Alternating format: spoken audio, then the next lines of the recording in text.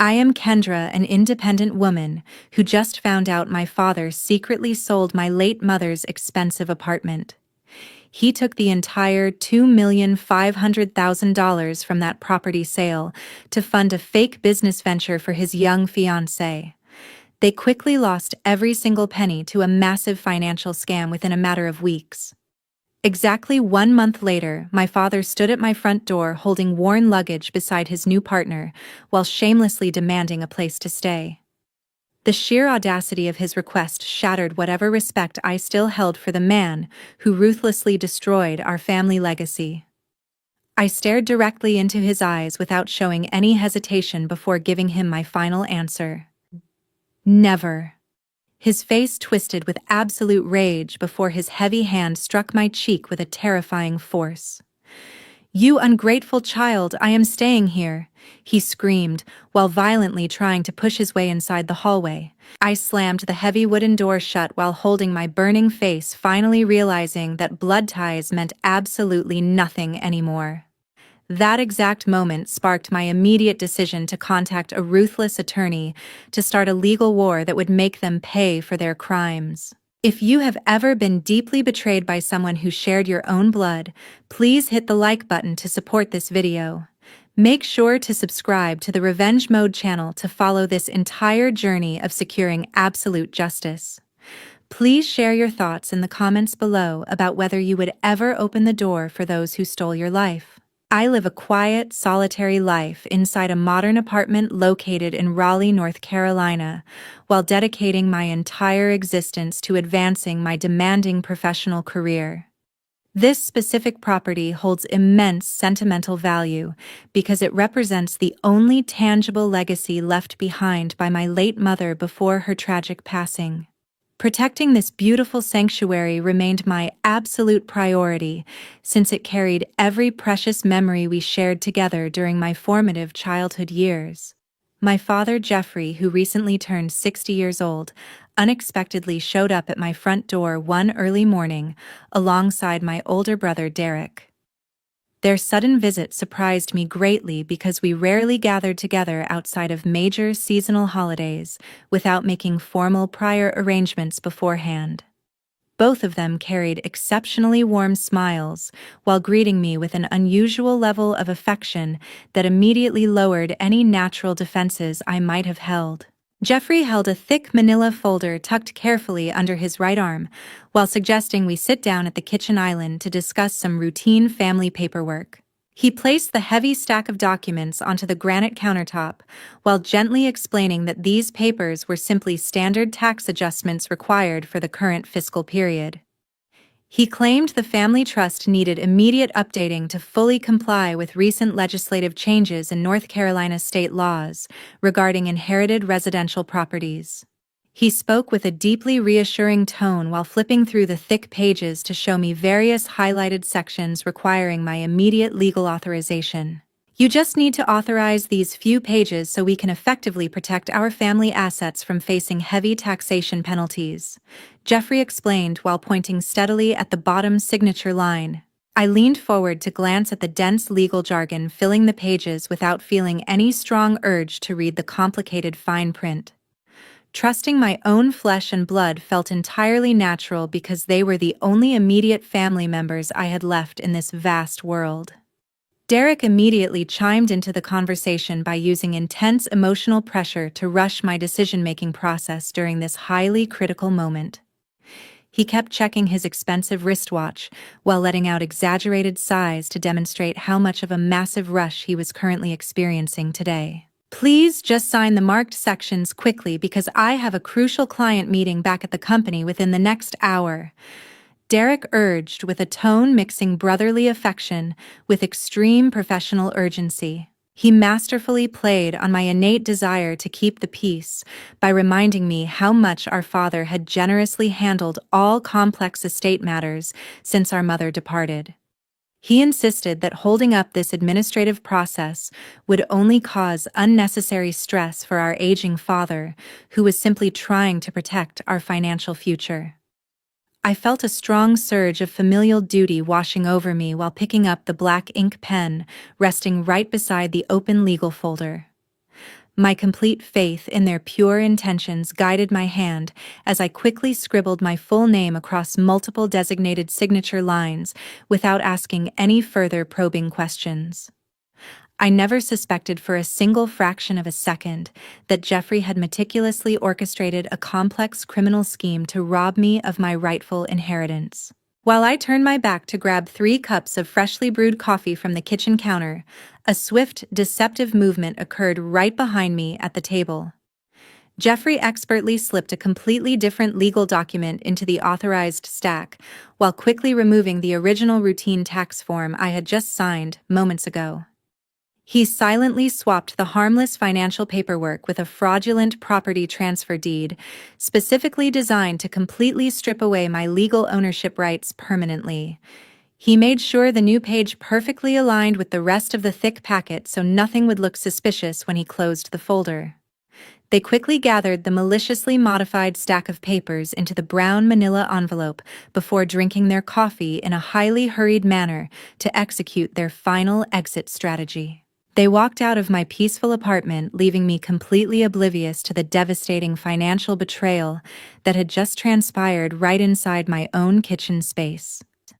Exactly 3 weeks later, an unexpected heavy knock echoed through my quiet living room during a busy Tuesday afternoon. A professional property appraiser stood outside my doorway holding a digital tablet, while formally announcing his immediate need to conduct a final perimeter inspection for the incoming property owner. He calmly explained that my residence had already been legally sold to an unknown all-cash buyer through a remarkably fast 10-day closing procedure. A terrifying wave of absolute panic rushed through my entire body while I desperately hurried to access the official county property records portal on my computer screen. The undeniable legal documents displayed right before my eyes confirmed my worst possible nightmares had officially become a devastating reality. My family sanctuary had been ruthlessly liquidated for exactly $2,500,000 without my knowledge or consent whatsoever. The official transaction history clearly showed the massive funds bypassing my accounts entirely before landing directly into the personal bank account belonging to my father's young fiancée, Madison. My hands trembled violently while dialing Jeffrey's phone number to confront the horrific betrayal happening right behind my back. "Did you actually sell my late mother's apartment just to hand all that money over to her?" I screamed into the receiver before he abruptly disconnected the call without offering a single word of explanation. Every subsequent attempt to reach both Jeffrey or Derek resulted in an immediate redirect to their automated voicemails, leaving me completely isolated with my boiling anger. Exactly 4 weeks passed since that agonizing phone call before my apartment buzzer suddenly rang on a cold, rainy evening. I opened the heavy front door to find Jeffrey standing beside Derek and Madison, while hauling several incredibly shabby suitcases behind them on the wet pavement. Their previously arrogant demeanor had completely vanished into a pathetic display of utter defeat, mixed with profound exhaustion. Jeffrey reluctantly confessed that Madison had foolishly dumped the entire $2,500,000 into a fraudulent real estate flipping scheme that immediately evaporated their stolen wealth. The ruthless scammers had successfully taken every last penny, leaving them completely bankrupt, with absolutely zero liquid assets remaining to their names. Jeffrey tried pushing his physical weight forward while barking commands at me exactly like he used to do during my vulnerable childhood years. "Step aside to let Madison rest inside because we have absolutely nowhere else to go," he demanded with a staggering level of unwarranted entitlement. I firmly planted my feet across the wooden threshold while refusing to yield a single inch of space to these undeniable traitors. "There is absolutely no way any of you will ever step through this door," I replied with ice-cold conviction. My unwavering refusal instantly shattered his fragile ego while triggering a massive explosion of violent rage inside his calculating mind. Jeffrey completely lost control of his volatile temper before swinging his heavy right hand to deliver a brutal slap directly across my left cheek. The stinging physical pain barely registered compared to the overwhelming emotional shock of witnessing my own flesh and blood physically assault me just to appease his manipulative partner. I looked over at Derek, hoping to see some fraction of protective brotherly defense, but he merely stood there crossing his arms with a chillingly emotionless expression on his face. He watched our father violently strike me without moving a single muscle to intervene or de-escalate the terrifying situation happening right in front of him.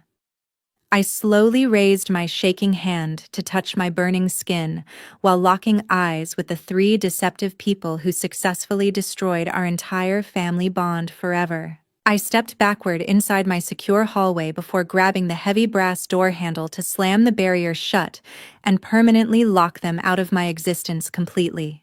Early the next morning, I arranged an urgent meeting with my best friend Chloe inside a completely deserted local cafe to slowly stabilize my deeply shattered nerves following the traumatic physical altercation.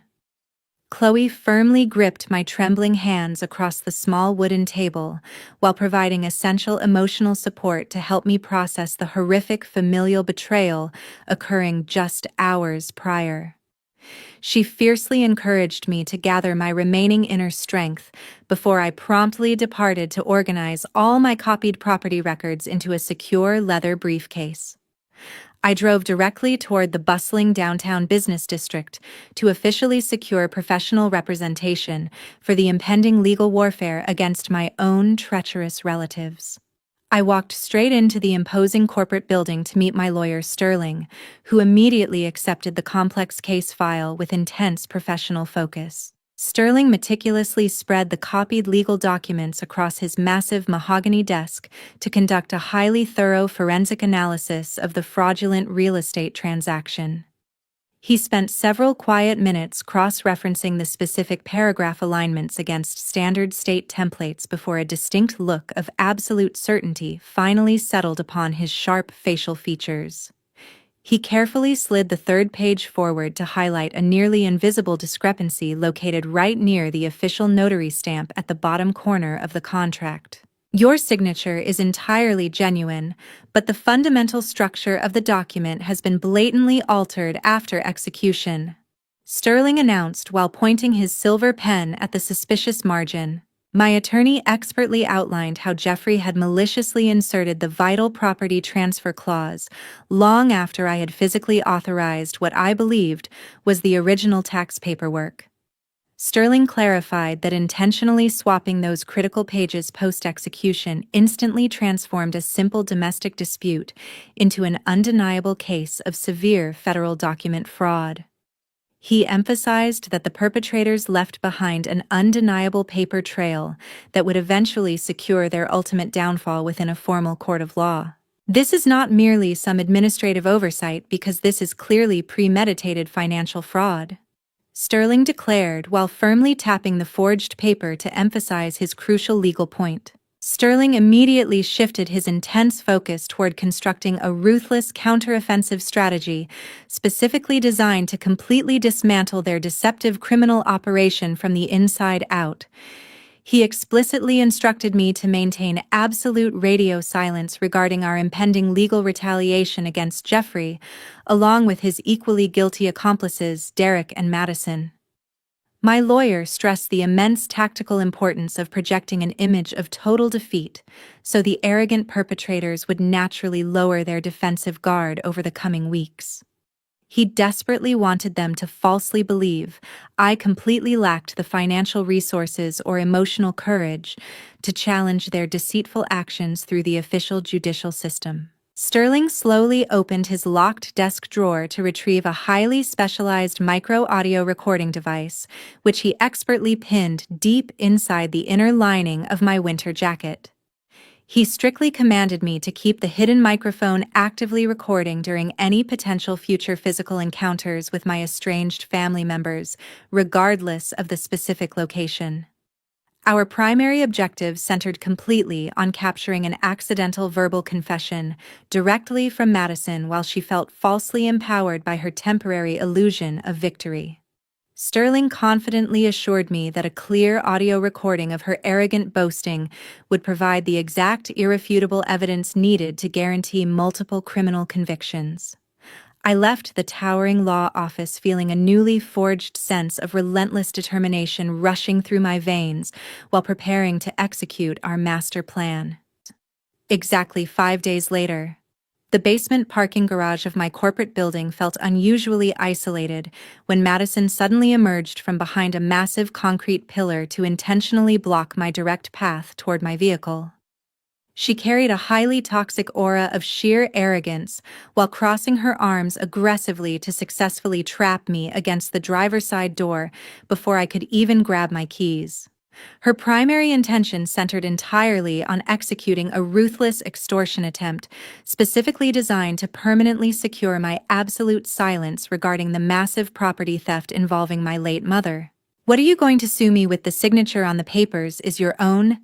She taunted with a chillingly victorious smirk permanently pasted across her face. She operated under the massive delusion that I lacked any tangible proof to effectively challenge her malicious actions within a legitimate courtroom setting involving a federal judge. Madison firmly believed nobody possessed the technical capability to trace the stolen millions, because she heavily relied on complex digital transactions to completely obscure her extensive criminal trail. Her supreme overconfidence fueled a sickening display of blatant disrespect toward the entire judicial system, while she continued looking down at me with pure, unadulterated contempt filling her eyes. "You will never find the money. I have already washed it clean through 3 shell companies." Madison bragged with a horrifying level of criminal pride echoing through the empty garage. She venomously threatened to fabricate career-destroying rumors intended to completely obliterate my carefully built professional reputation if I ever dared to file a formal legal complaint against her illegal activities. Madison maliciously detailed her elaborate plans to contact my corporate superiors, with completely falsified allegations specifically engineered to guarantee my immediate termination from the company. She remained blissfully unaware that the highly sensitive micro-audio recorder hidden deep inside my winter jacket pocket was actively capturing every single threatening syllable currently escaping her mouth. I purposefully took a very hesitant step backward, while intentionally letting my hands tremble violently to successfully simulate a state of profound emotional terror right in front of her judgmental gaze. Projecting this carefully calculated illusion of complete helplessness perfectly stroked her massively inflated ego, while completely lowering whatever remaining defensive barriers she still possessed regarding her own criminal liability. My theatrical display of silent submission actively provoked her into revealing even more incriminating details concerning the precise methodology utilized to execute the fraudulent deed transfer alongside my family members. Madison practically glowed with absolute self-satisfaction while explicitly detailing exactly how she masterfully manipulated Jeffrey into physically swapping those critical legal documents right behind my back during that fateful morning visit. She gleefully confessed to orchestrating the entire deceptive operation from the very beginning, while treating my completely ruined family legacy like a highly amusing strategic game meant entirely for her personal enrichment. The hidden microphone flawlessly recorded every single required element necessary to establish undeniable premeditated criminal intent for the impending federal prosecution awaiting her in the very near future. I had successfully acquired the ultimate weapon to guarantee her spectacular downfall, without uttering a single defensive word in return to her endless verbal abuse during the entire confrontation. I maintained a completely defeated silence while slowly reaching behind my back to unlock the car handle before sliding quickly into the protective safety of the driver's seat. I firmly shut the heavy metal door to block out her toxic presence, while starting the engine to pull smoothly out of the dark parking structure without making any sudden aggressive movements. The cold engine roared to life, echoing loudly across the empty basement walls as I finally escaped her suffocating proximity. I left Madison standing completely alone in the concrete shadows, utterly convinced of her imaginary triumph, while I drove away carrying the exact irrefutable evidence needed to send her directly to federal prison. Late Friday evening of that specific week brought an unexpected disruption when heavy pounding suddenly echoed against my solid wooden door while two uniformed police officers loudly demanded my immediate attention from the public hallway. I opened the heavy barrier to find them standing with their hands resting defensively near their utility belts, while holding a formal legal summons paper. They quickly informed me they were actively responding to an urgent emergency dispatch initiated by Madison only a few short hours earlier that night. "We received a 911 call alleging you physically assaulted Ms. Madison inside a parking garage," the taller officer stated with a highly stern expression on his face. I quickly deduced that Madison had intentionally scratched her own arms and neck to construct a completely fabricated crime scene, hoping the local authorities would immediately arrest me. Her ultimate malicious goal centered entirely around securing a formal restraining order against me to effectively freeze my pending legal actions regarding the massive stolen property transaction. She desperately wanted to portray herself as a terrified victim, to completely manipulate the official judicial system into fighting her personal battles on her behalf. I maintained a completely calm demeanor while politely inviting both uniformed officers inside my spacious living room to properly clarify the rapidly escalating situation without any unnecessary resistance. I immediately turned on my desktop computer monitor to extract the verified security camera footage recording my personal hallway entrance throughout the entire evening. "Please examine this security camera footage because I have not even stepped out of my door tonight," I explained while pointing directly at the undeniable digital timestamps proving my continuous presence indoors. The police officers carefully watched the continuous video feed confirming I never left my secure apartment building during the exact time frame Madison claimed the violent physical attack occurred.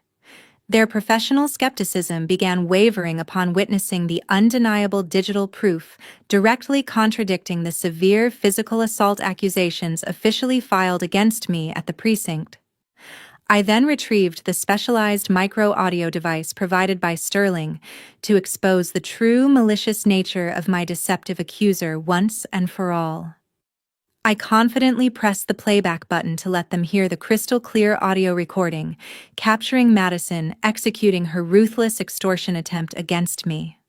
The specialized device broadcasted her detailed financial fraud confession directly from our previous parking garage encounter, perfectly filling the quiet room with her undeniable criminal guilt. "She is actively creating fake evidence, and here is the audio recording of her extortion," I stated while watching the officers process the shocking criminal revelations echoing from the small electronic speaker. The recorded audio completely shattered Madison's fabricated victim narrative while simultaneously exposing her massive federal money laundering operation involving the stolen $2,500,000. Both officers instantly shifted their previously accusatory attitudes toward me upon realizing they were actively being manipulated by a highly deceptive criminal attempting to weaponize their law enforcement authority. They formally requested digital copies of the security footage alongside the crucial extortion recording to immediately build a completely different criminal investigation file against my desperate accuser. The local authorities began drafting the necessary police paperwork right inside my living room to officially prosecute Madison for intentionally filing a false police report while actively obstructing the entire criminal justice system.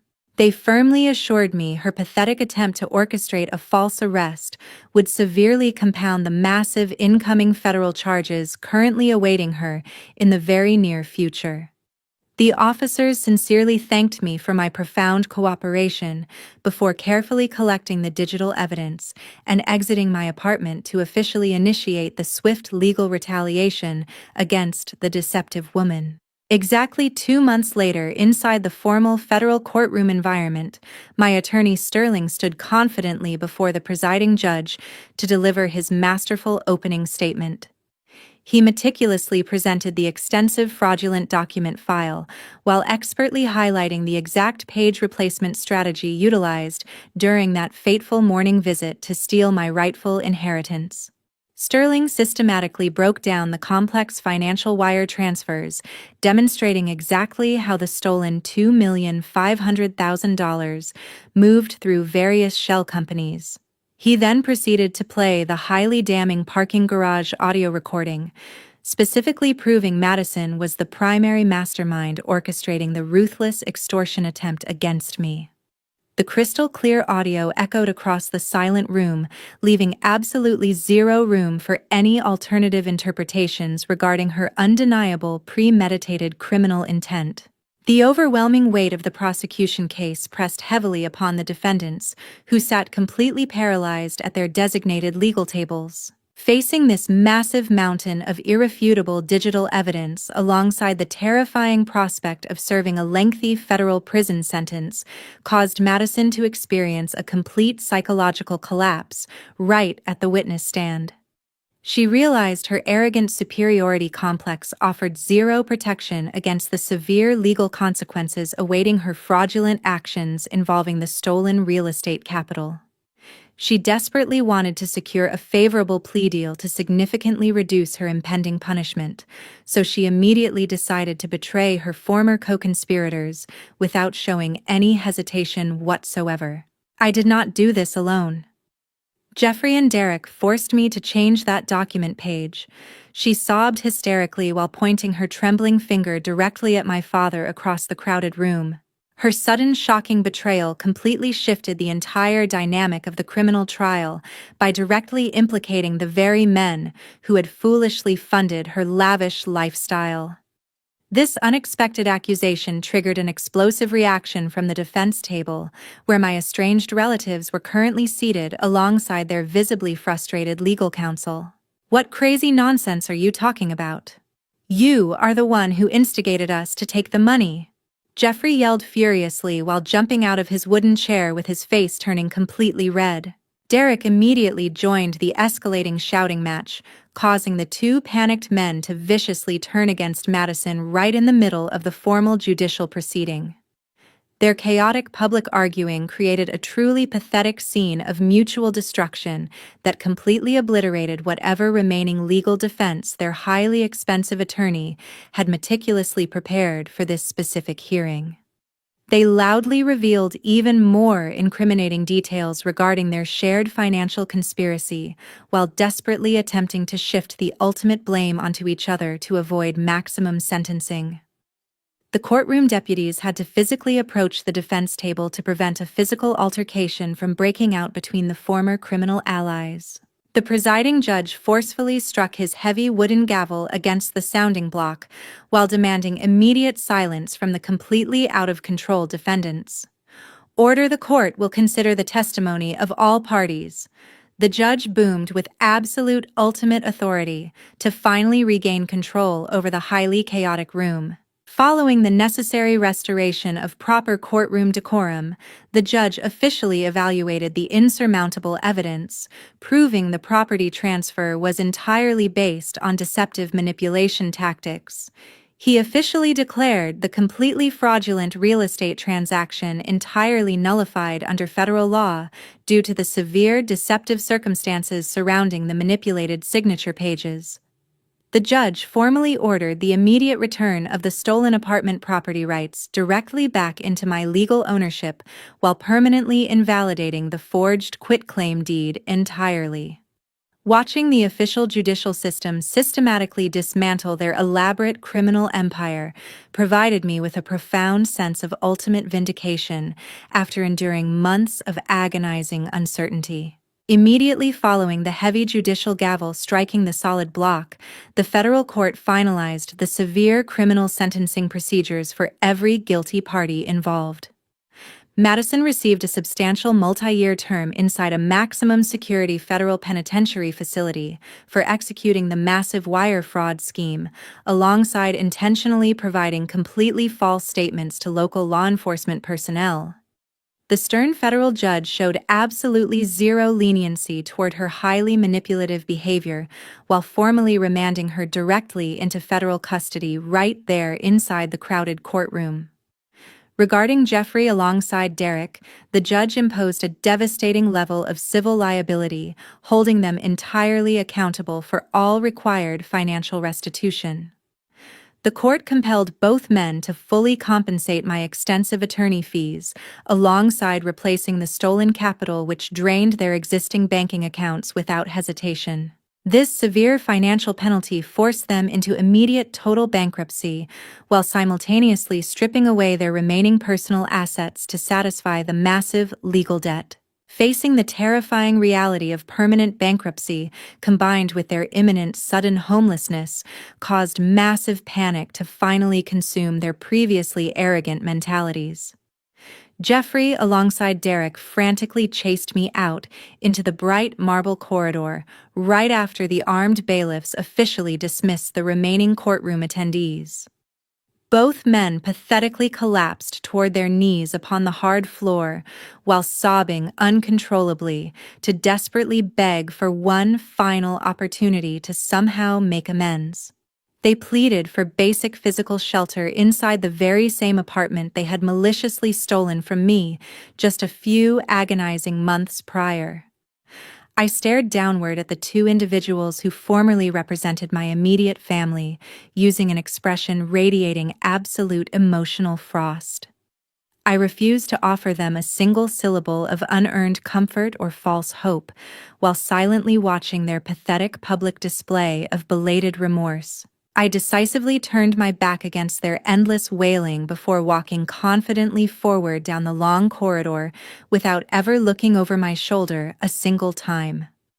My isolated life finally returned to a state of profound tranquility inside the beautiful home my mother had originally purchased. I successfully eradicated the deeply toxic presence of my deceptive relatives, while officially securing my rightful inheritance through the relentless pursuit of absolute legal justice. Revenge Mode officially produces this dramatic narrative to provide essential educational value regarding the strict enforcement of personal boundaries. We aim to vividly demonstrate how individuals can successfully navigate severe family crises utilizing cold, logical reasoning alongside the official legal justice system. The courageous protagonist demonstrated remarkable emotional resilience by completely severing all toxic ties with her treacherous relatives to permanently protect her own psychological well-being. Her incredibly decisive legal actions perfectly illustrate that ruthless, manipulative villains will inevitably suffer catastrophic real-world consequences resulting directly from their own malicious financial greed. Blindly trusting your own relatives regarding complex legal paperwork represents a truly fatal mistake capable of destroying your entire financial future. Any vital legal document can easily suffer malicious alterations if you fail to strictly control the complete authorization process. Shared bloodlines have never actually provided a reliable guarantee for genuine loyalty, because unchecked greed possesses the terrifying power to completely distort human character. Whenever you confront such cruel betrayal originating directly from your closest relatives, offering them unearned forgiveness rarely brings lasting peace. Decisively severing those toxic familial ties while aggressively utilizing the official justice system to protect your personal assets remains the most justified form of ultimate self-defense. This shocking story officially concludes right here, but those crucial lessons regarding the strict boundaries of personal trust will forever remain highly valuable. Thank you sincerely for patiently listening to Revenge Mode until the very final moments today.